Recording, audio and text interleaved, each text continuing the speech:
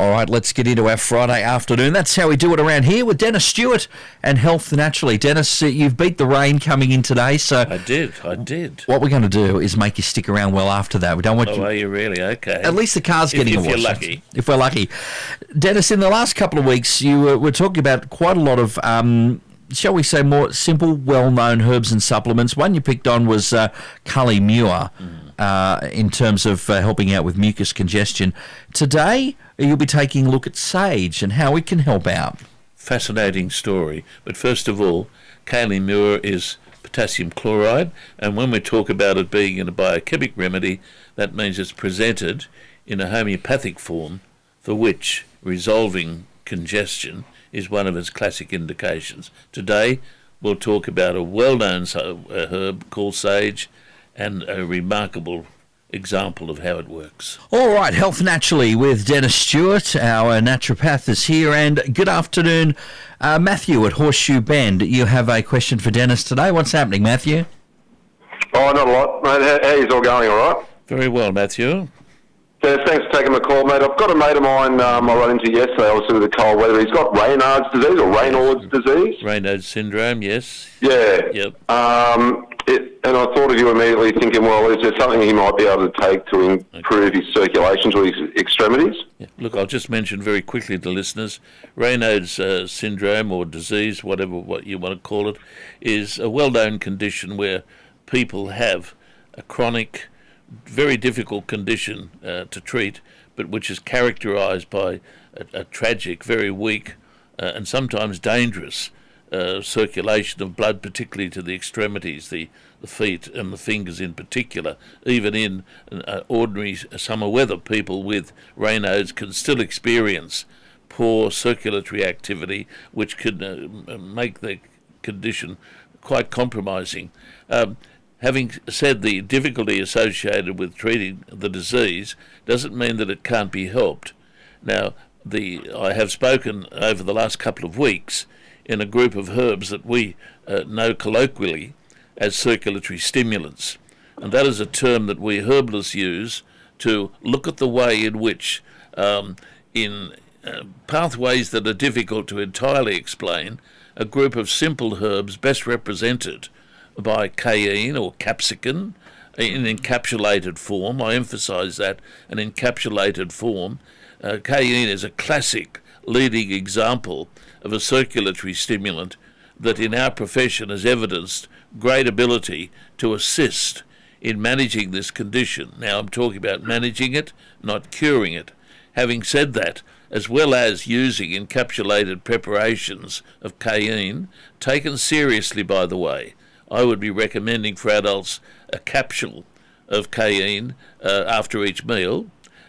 Using that ongoingly as a treatment and just not an occasional access to the herb can be useful, but in the British Herbal Pharmacopoeia, an American herb that I have great regard for, and not as popularly known and perhaps a little bit more difficult to get, but we professional herbalists see it as an important herb, and that is the American herb known as prickly ash. Now, prickly ash is the bark of a well-known American tree, and it has a reputation also for addressing peripheral problems, including Raynaud's, where it can be useful, put it in that terminology. So those two herbs, cayenne, an encapsulated preparation of it, taken after a meal, and using prickly ash in whatever form one can procure it, which would probably mean that your colleague would have to go to a herbalist or someone who has a herbal dispensary, or other forms of conveying the American herb prickly ash. They are two beaut herbs that I could not practice without having access to. Perfect, Dennis. Thanks so much for your help.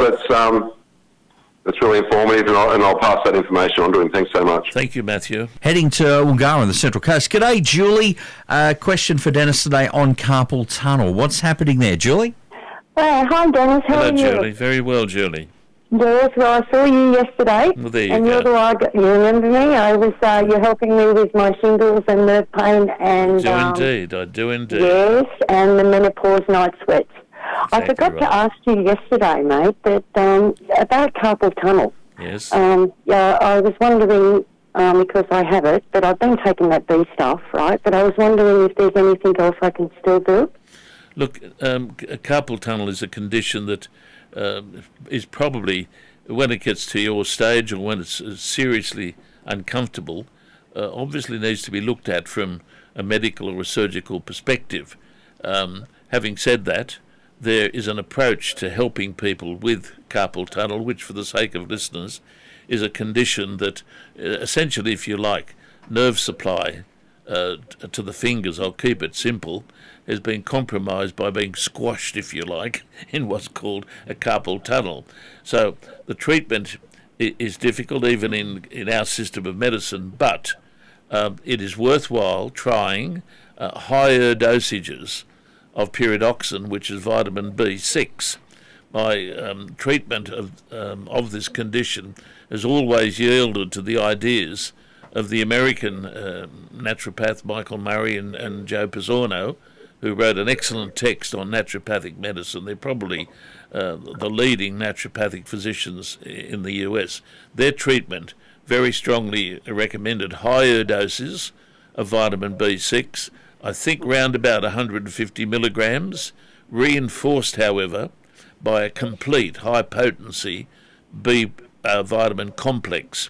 The isolation of the vitamin B6 gives it an opportunity to do what it is claimed it can do, but it works best when reinforced by other members of the B group spectrum.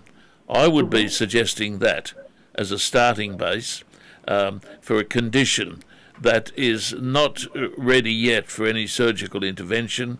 Patients that I have treated over the years, some of them have done well on the treatment, so I would recommend you have a go at that, Julie. Well, thank you, and I appreciate everything you've done for me, and it's a pleasure that that I've got to meet you, and you're helping me. Like I said to you yesterday, where nobody else could help me for the last 10 years. Thank you very much, Julie. And keep in mind, Dennis, that $50 extra is going to come from Julie today. So good on you, Julie. Yes, this has all been pre-planned. Yeah, no, disclaimer, insert sarcasm here. G'day, Donna at Wyong. Still on the Central Coast today. What's happening with you, Donna? Hi, how you going? Hello, Donna. I've been suffering some pretty horrible I suffer with peripheral artery disease. Yes. And I'm suffering. I had gangrene 2 years ago, and I had a blockage in my leg, and I was fortunate enough to keep my foot. Good. Now, this time I'm facing surgery. I have a full blockage in my major artery in my right leg. Yes. With 3 blockages down the bottom. Yes. Now, I'm on the verge of gangrene. As I said, I'm waiting for surgery. Yes. I'm just looking at certain different remedies may help with blockages. Look, in your situation, Donna, I would be very cautious in looking too expectantly for a resolution of the problem with herbs, etc. This is a condition which obviously needs pretty urgent medical intervention, and the surgical approach it would seem to be, in your case, life-saving. However, you're probably on a waiting list, are you, to have treatment or therapy? I am actually. I've got pre-admission on the 6th of June, so my surgery is coming straight up because I'm on. As I said, I'm suffering a lot of pain. Yes. I've been in pain the last 7 weeks waiting for this surgery, but saying that I do suffer heart disease, I'm on 2 different medications for cholesterol, so it's a hereditary thing that does run in the family, unfortunately, and it's quite a vicious disease, and suffering diabetes as well. Yes, well, I think the good thing here is that it's not far to go for you before you have what I would consider to be mandatory surgery. I would caution you at this stage against doing too many things, even using supplements, etc., which may interfere with the medical treatment. You're probably on blood thinners, are you? Oh, yes. Okay. Well, this is where I say, and I say this to listeners out there, where you are in a complex, potentially life-saving medical regime, frequently requiring one or more blood thinners, in inverted commas, you have to be cautious even about using natural medications or vitamin or mineral supplements or herbal supplements, because there can be interactions. Now that might disappoint listeners, but I need to point out to people that natural medicine is good. I wouldn't be practicing it if I didn't believe in it and see the work that it can do. But it must not be seen always as an alternative, and sometimes it can be complicated. You go for it, go for the surgery, go for it confidently, and get back to us after you've had the procedure to see how you are, and to see then if there is anything in this system that might be able to help, of course, always with your medical advisors. Yeah, I've heard some sort of juices, like certain vegetables and like that can help with conditions within the body, and it's natural. I'm guessing juice is not going to kill me, right? Well, you'd have to be cautious there, because if you are using juices that had a lot of vitamin K in it, that could be contraindicated. That would, in fact, work against the blood thinners that you're using. So that's right. I did do some research on that. That's right. Even using some vegetable juices in your critical case could be complex. Okay. Just plug along as you're going presently. Look confidently for the surgical procedures. You're going to be in very good hands. There's no doubt about that. Get back to us when you have it done and talk to us. Okay, that'll be great. Okay, thank you very much. Thank you, Donna. Bye-bye. Best of luck for both Donna and Julie. Dennis, you just all the information coming out today. We love it. Oh, look, very, very good questions. And I needed to say that in order to overcome this myth that because something is natural, it is intrinsically without problems. A natural thing can be problematical, and in the hands, therefore, of unskilled alternative medicine practitioners, it can be very problematical.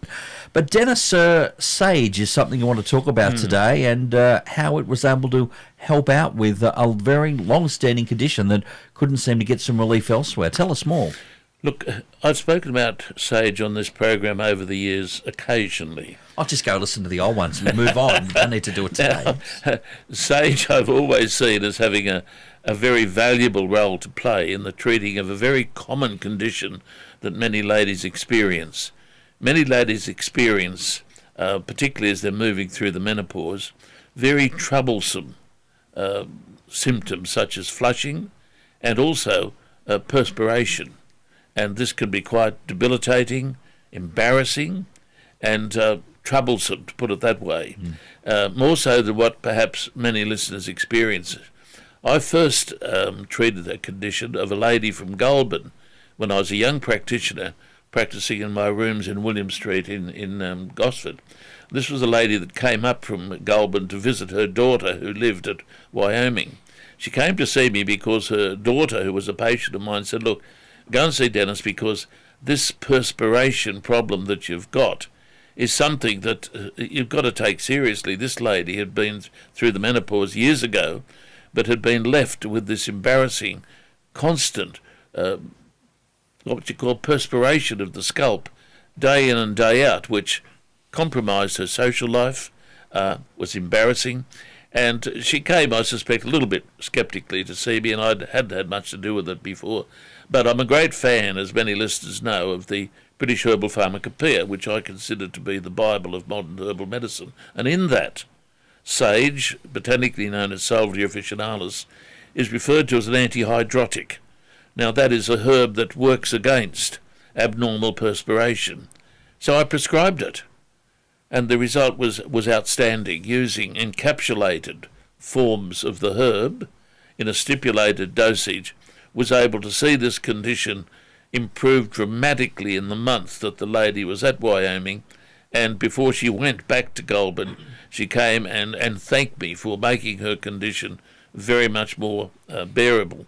Now, in recent times, I have treated a condition just as troublesome in a lady who for over 10 years has had unmitigated nocturnal perspiration, which has not yielded to any of the medical approaches, and in desperation again, this dear lady came to see me at my New Lambton rooms, and I fell back, amongst other things, on prescribing sage. But let me just say, with sage, it's a common herb that one can even procure from food counters in the supermarkets. It is used for stuffing chooks, amongst other things, but when converted into a herbal tea, as this dear lady did, and taking it seriously for an extended period of time, say 3 cups of sage tea per day, with the last one being taken at night, this has led to such a dramatic improvement in her condition that it warrants mentioning to many ladies out there who would be still troubled by this condition, despite the modern approaches to addressing the problem, i.e. hormone replacement therapy, etc. Sage is an undiscovered gem, and many ladies are interested to know that in countries such as France, this herb would be a first-line therapy that women would naturally gravitate to, even without going to see a medical practitioner. In that society, as in other European societies, sage is always seen as a starting base for the troubles associated with what we call the change or menopause. So I wanted to mention this today to help my many female listeners that a simple trial on the herb sage, just used as a herbal tea. Don't pay a lot of money for more sophisticated preparations. The tea doesn't taste the best, but you can buffer it by using some good honey. And try it. Give it a run. If it's going to do anything, within a month you should be able to notice some improvement in the condition. Do all people yield to its benefits? No, they don't. Do some people yield to it? Most definitely. The thing about it is inexpensive, it is very safe, and a recent case demonstrated that the Goulburn experience many, many, many years ago is still valid today in helping women with this problem. So you could almost it's almost a chapter, isn't it? I love that title, The Goulburn Experience. Yes, well, Goulburn is famous for a number of things, but that lady, I can still remember it, dear soul. And so that's encouragement for ladies out there that experience these symptoms, some of which linger on for many years, even though the lady, theoretically speaking, may have moved through what we used to call the change, troubled by these nocturnal symptoms particularly. Look, give sage a go. It doesn't cost much. Yeah, but like you said, it was 10 years after the symptoms remained after 10 That's years. True. Until That's the stage true. kicked in, yeah. That's true. And you also said Goulburn famous for a few other things. I'm sure by that, Dennis, you mean that giant concrete sheep at the southern end of the town, or maybe the windmills that dot the pastoral coastline, or pastoral rolling hills all the way down to Canberra. Also for Her Majesty's Motel. There you go. Dennis, who knows what went on there? But just kind of following up a point on, you mentioned, sage, something fairly simple. You can find it anywhere. How that's helping out. To a lot of folks, it might seem a little bit counterintuitive that some of these very simple remedies in the 21st century, where there's so much other access to pharmaceuticals, etc., some of these very simple remedies are still having that punch and cut through. Well, my comment on that would be that regardless of the so-called advances in modern medicine, which is very strongly structured around pharmaceuticals, my view is that the human being hasn't changed that much.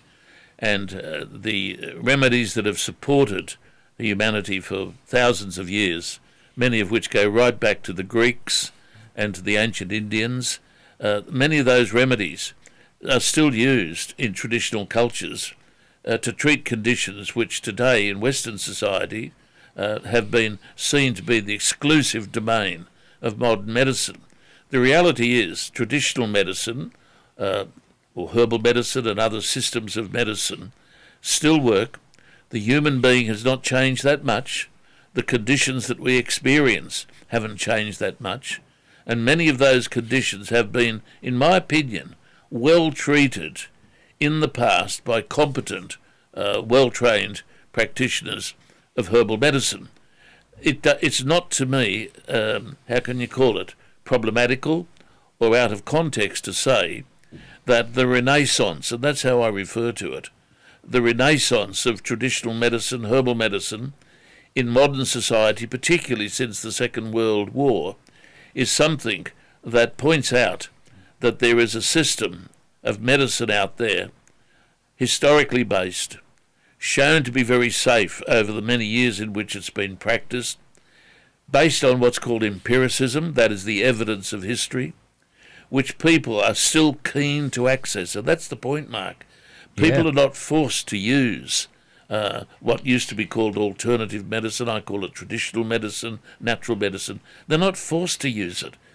People are not subsidised for using it. People want to use it. And why do they want to use it? Why is it not anomalous for this system of medicine to exist and to be embraced in a modern society? Is that people want to use it. There is a latent feeling of contentment and confidence in this traditional system of medicine, and there is an understanding that it does work, and that it is worked by the evidence of modern people in our society who, particularly experiencing chronic diseases of the skin, of the joints, of the respiratory system, many of those people have received benefit from particularly herbal medicine professionally prescribed, which was not available within the mainstream. People embrace it because of not getting the results from the mainstream, which are always potentially capable of helping, but not always. People have a choice. Traditional medicine is here today. It's here to stay. What I call those that react against it or resist it and claim it's not scientific don't understand the science today behind modern herbal medicine supporting the couple of thousand years of empiricism. So that's the reason why it's here today. History's in its favour, safety's in its favour, qualified practitioners today, well qualified, bring to it a skill supporting it being taken very seriously in a modern society. Almost felt like you were back in the swinging 60s. I was close. Marching, I was Dennis. close. I was close. Marching. Glebe, here I was. Here he is. All right, last one for you today, Dennis. G'day, Michael at Curry. We've got some severe, well, your sister-in-law, Michael, severe migraines that go all the way through to vomiting. Yes, she's been having this for quite a while, and it's very, very difficult for her. She's had a lot of pain yesterday and today, and there's Charlie, 3 years of age, and then there's also Pippa, the little girl. Oh, dear. Mm. Dennis, would you be able to offer any particular... I think we can make some suggestions here that might help her, Michael. She may have to go into Cumberland Street in Cessnock to Bowen's clinic to get some of the herbs that I'm going to mention. Let me just say that migraine is something that I consider to be very capable of responding to herbal medicine. The leading remedy is still the herb feverfew, but professionally feverfew is reinforced by a couple of other herbs, one very well-known one, which is rosemary, and one that is not as well-known as those two, and that is the American herb known as Jamaica dogwood, botanically known as Pisidia.